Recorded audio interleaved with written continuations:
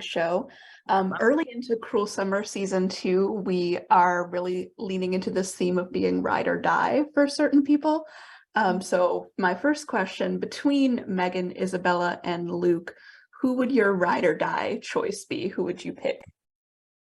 I would choose Isabella. She's the realest ride or die.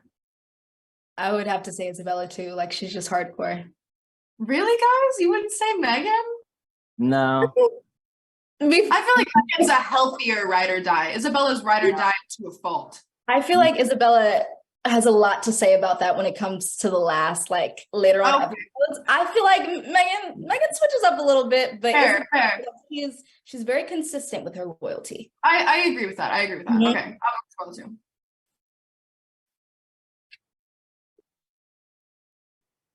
Okay. Hi, I'm Stona. I'm a journalist for the University of Washington's paper.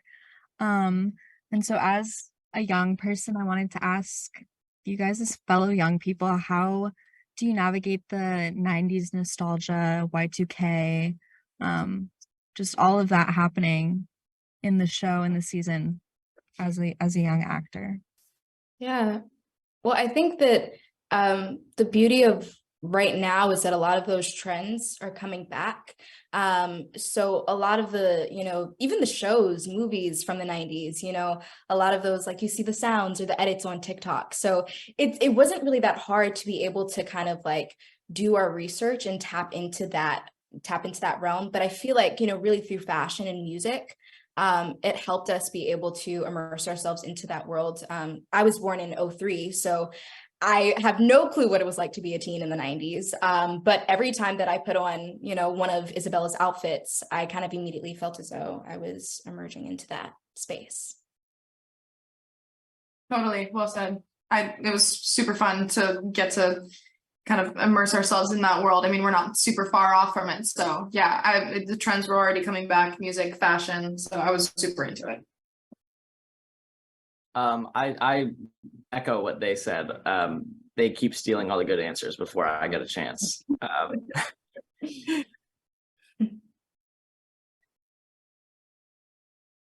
Hi, I'm Molly with Metro Philadelphia and AM Metro New York. So since the show is built a lot on relationships between the characters, how they shift, how they change, and not even just with you three, there's, with the other cast as well. I was curious to see if there was a relationship that you enjoyed exploring, whether that was on set or even just between the characters on screen. I think my favorite relationship to explore is really the one between Megan and Isabella. I love to see a really kind of strong, intense female friendship portrayed on screen. I think it's kind of done in a way that hasn't before, and we really dive into what that looks like into young people, and how that can get super messy. So I love their friendship, and even when it gets kind of messed up, it's still really interesting. No, I couldn't agree more. I love just over the span of the 3 timelines, their friendship goes through so much, and especially being able to see that arc, and even just as actors being able to play that out in real life, it was really fun to be able to explore. I personally really enjoyed Luke's relationship with his family members, so his dad and his brother, and seeing how that evolved, and also seeing how that fit into the larger picture near the end of the show.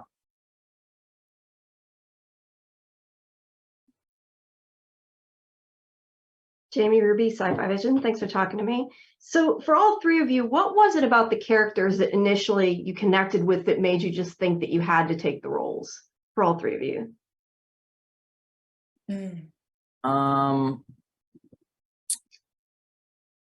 I think playing like a damaged person, because Luke has a lot of issues. He's very damaged, but you don't really know that off the top when you first meet him.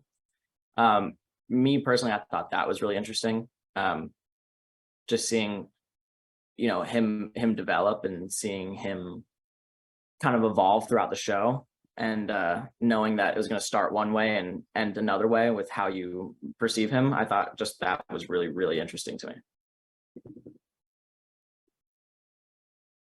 Yeah, I'd say that first of all, the 3 timelines was immediately super intriguing. I've never done anything like that, and I haven't really seen a lot like that. It's a formula that's like kind of new, but it worked really well last season.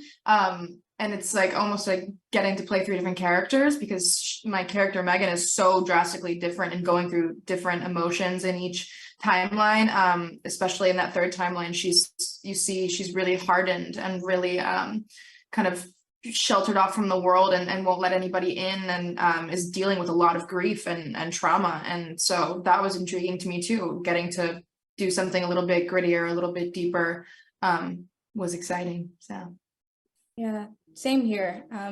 Isabella's such a complex and layered character. And the first time that I read the script, I immediately was just so excited, because it was something that I had never done before. And as an actor, it was definitely a challenge. But I love challenges. I love when I take a role and it really pushes me to come out as a better actor on the later end of it. And so when I first read the script, I saw that as an opportunity to be able to do that with Isabella. And I think that we all had such a great time doing it, and I'm really grateful for this project. Great, thank you. Hi, I'm Erin from Fangirlish. I was a child of the 90s and you guys do it well. I'm just saying. thank you. But one thing that I do love this show, and one thing that I really was kind of in my personally put off a little bit, where I was like, oh, love triangle, I'm a little afraid. But it's being as though, a lot of people are afraid of love triangles right now and that kind of drama. What's your elevator pitch for people to watch the show, for people who may be fearful that it's just like teen angst drama? Yeah, there's just oh, you go. No, go ahead. I was gonna say there is a lot of teen angst and drama. Yeah, But the stakes are really high. Yeah, I mean, I don't feel like any normal high schooler would be going through what these kids are going through. But I definitely think that, it's just so much more, even to the love triangle. I think that the more and more that you watch, you understand that it really isn't. I feel like, if anything, no offense, Luke, but Luke is like a third wheel to Megan and Isabella. I feel like that friendship is the most important thing, especially by, later on, you see that friendship outweighs any love triangle, that exists. So it's there, but it's really not.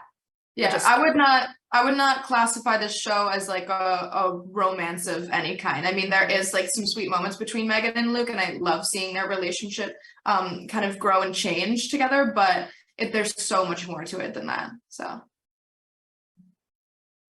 I would agree. Although, I would say that Luke's interesting, Lexi. Listen, no shade. Luke is a pretty cool person, but I'm just saying, Megan and Isabella's chemistry, it just kind of, sorry. No, that's true. Definitely, Luke, I guess, is the point of the triangle. So he's definitely, when it comes to Luke, it's definitely very triangle-y. But I find that interesting, especially because I feel like you rarely see it from the kind of perspective that we show it from. It's not the typical love triangle story. It's very much like an intricate twist and turn through high school relationships, where it's more complicated than just oh, I like this person, I like this person. It's oh, here's all of this history, and then here's this new element that's added, and how does that affect Luke and Megan's relationship? Because at the end I mean, personally, at least, you watch the show and I go, oh, okay, I'm obviously rooting for the 2 people that have been friends since birth and should end up together. And how does this new party affect that? Yeah. Hi, I'm Dolores from the University of Virginia student newspaper. This season explores the politics of image and reputation and the sexual double standard. And I was wondering what you guys hoped viewers, especially young girls and women, would take away from the show's depiction of that, of those themes. I would definitely say, oh gosh, that was such a great question. I think that specifically with Megan and Isabella, really also Megan, I feel like Megan's arc is really interesting because of what she's going through academically, and there's so much pressure on her. But specifically for Isabella, Isabella's a young, and race does also play into it, she's a young Black girl that has never lived in the States before, that is having, you know, her first all-American normal experience. And there's a lot of things that come with it. I think that with her, the biggest challenge and obstacle that she's facing is, you know, that sense of stability. And so it's really interesting to be able to explore and navigate also that relationship between her and her parents, and also just what it means to be a young teenage girl, regardless of the generation or where you live or what your race is, like just to be a young teenage girl trying to figure out life and going through these hardships. I think that specifically the friendship between Megan and Isabella, I think it'll be really beautiful for a lot of girls to see. Also, when it comes to the love triangle, you don't see two girls just fighting over a guy. You see two girls coming together to create the, I'm not going to say like they're coming together for the good in the end, but just to create the story and the life that they want. And so I think that just being able to see two strong female leads come together and not fight or hate each other in a sense is really just refreshing to see on screen. To be honest, you kind of cut out a little bit when you were asking the question. So Griffin, you go ahead. Okay. I feel like, you know, I probably have less of a perspective on this, but I know that we had many conversations with Elle about this, because I would constantly complain and be like, Luke is coming off really toxic and gross here.